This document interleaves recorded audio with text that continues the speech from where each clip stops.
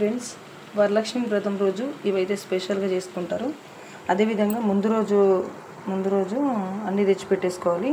So అదేవిధంగా శనగపప్పును ఉడకబెట్టుకొని paste లాగా చేసుకొని అందులో బెల్లం వేసి మిక్స్ పట్టుకోవాలి. ఇవన్నీ రెడీ అయిపోయాయి. ఆ ముద్దల్ని మనం ఈ మిశ్రమంలో వేసుకోవాలి. వీటిని దొండలు అంటారు. చాలామంది అంటే అమ్మవారికి అయితే ఇష్టమైన వంటకం అన్నట్టు ఇది స్పెషల్గా. సో పులిహోర దద్దోజనం అదేవిధంగా ఒక 5 వంటలు అయితే చేసి వరలక్ష్మి వ్రతం రోజు పెట్టాలి. మీకు ఇలా మీ సైడ్ ఏమంటారో వీటిని చెప్పండి. ఓకే, చూస్తున్నానండి మన ఛానల్ని. మనం దోశలు వేసుకుంటాం కదా, అప్పుడు స్టార్టింగ్లో పట్టుకుంటాం కదండి చిక్కగా, అలాగే ఉండాలి. వాటర్ పోయకూడదు. వాటర్ పోస్తే పల్సర్ అయిపోతుంది, దోశల్లాగా వస్తుంది పిండి. సో అట్లా అవసరం లేదు, ఎందుకంటే దొండలకి పట్టుకోవాలి కాబట్టి కొంచెం గట్టిగా ఉండాలి ఇలా. ఓకేనా, కొంచెం గట్టిగా ఉండడం వల్ల మంచిగా దొండలకి మంచిగా పట్టుకుంటుంది. అంటే పూర్ణం అనేది ఆ పూర్ణం చుట్టూ ఇది వచ్చేస్తుంది అన్నట్టు దోశపిండి. బాగుంటుంది. అట్లా మీరు ట్రై చేయండి డెఫినెట్గా.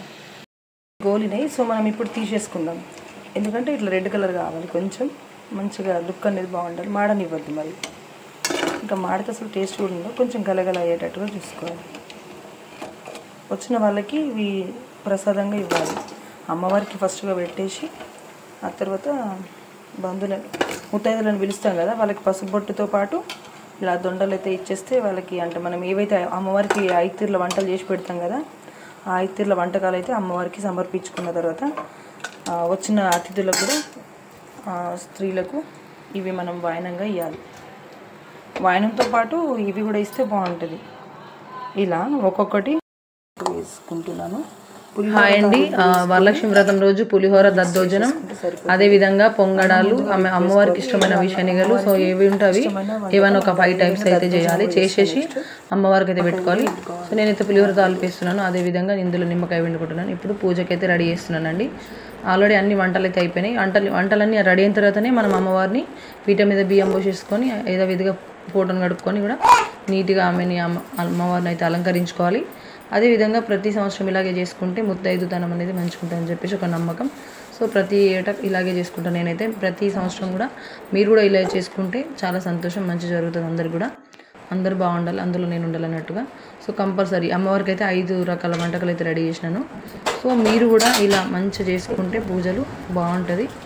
నాకైతే మంచి రిజల్ట్ అయితే ఉంది. మీకు కూడా కంపల్సరీ మంచిగా ఉంటుందండి. అదేవిధంగా ప్రతి ఏటా ఇలా చేసుకోవడం వల్ల ఆడవాళ్ళకి చాలా మంచిది. నెగ్లెక్ట్ చేయకుండా ఖచ్చితంగా నీట్గా చేసుకోండి పూజను అయితే. ఒక ముందు రోజు అన్నీ తెచ్చేసుకొచ్చుకొని సామాన్ అంతా కూడా అమ్మవారికి అవసరం ఉండేవి అన్నీ తెచ్చేసుకోవాలి.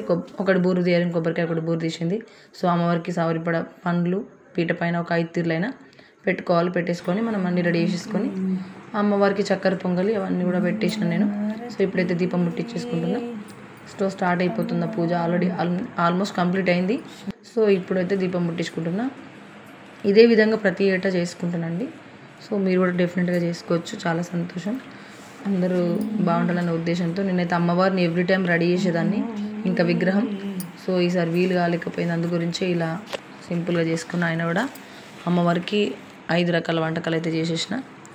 చూస్తున్నాండి మన ఛానల్ని. ఇంకా మంచి మంచి వీడియోస్ అయితే నెక్స్ట్ పెడుతూనే ఉంటాను. Okay, thank you for support అండి అందరికీ కూడా. నిజంగా నా సబ్స్క్రైబర్స్ అందరికీ మనస్ఫూర్తిగా చాలా సంతోషం. అదేవిధంగా నేను దేవీమాత వరలక్ష్మి వ్రతం రోజు నేను దేవీమాతని దర్శనం చేసుకున్నాను. చాలా హ్యాపీ అనిపించింది. నేనైతే గుడికి వెళ్ళాను. ఒకసారి వాచ్ చేద్దాం.